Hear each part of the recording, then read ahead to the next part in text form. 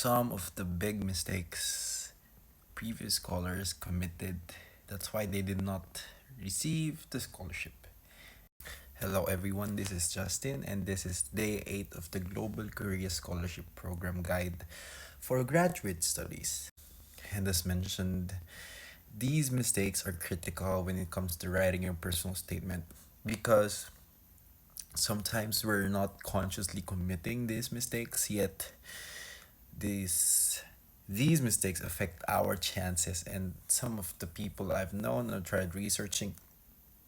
sorry tried asking assistance from me were able to commit, and somehow I was able to tell them what to do, but still these things remain some of the mistakes I've seen across all the people that I've helped. The first mistake is grammatical mistakes. I know a lot of you, some of you would probably be so conscious with grammar and structure and everything, but those who are not conscious about it, even if I've tried when I was doing the personal coaching and like doing some essay assessment and say essay reading benefit, it was evident that some of them were not able to fully write the sentence properly. And although I pointed them out and they were changed, it's a sign already, one of the signs already, like this person might not be able to get the scholarship despite the amount of preparation.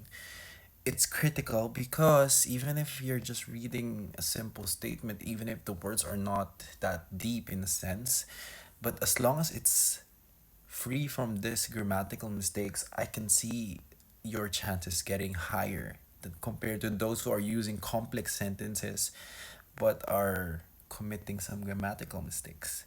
So that's number one. Which leads me to number two, because even if you're committing this mistakes of like grammatical mistakes, you sometimes tend to write complex sentences, which is somehow hard already for an English speaking individual to understand. What more with this the reviewers from the embassy and the Korean university. I'm not saying that they're not good in English, but let's give them the benefit of reading our essay as if they're reading a story. That's the point of the story, the statement of purpose and personal statement. When you write your own essay, it should be as if they're reading a story that's very meaningful, with impact, with direction, with value. But if they're reading something that is very hard to understand, one, because of complexity, two, because of the complexity of sentence and complexity of the words, these issues can actually affect your chances. And some of the essays I've read are quite good in terms of grammar and usage of words, but for example, one whole paragraph is just two sentences. Even if I like doing that, and that's also one thing I was doing when I was in college. I know it's a mistake, but and I was trying to show off, but as much as I wanted to show off, yet it somehow affected my writing because I have to cut these paragraphs into like readable sentences. Maybe it's hard for you to understand fully what I'm saying, but the concept is like when you write an essay, it should be a fun time reading it. But if you're making it difficult for the reader to understand what you're saying because of the complexity of words and the complexity of sentences, they would tend to give up reading your essay and not paying attention to what is being told to them.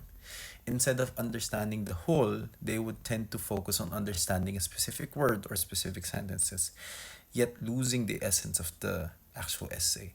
That's actually the second biggest mistake some people commit. And probably one that I would mention as one of the third mistake a lot of those applicants who failed committed would be not answering the guide questions.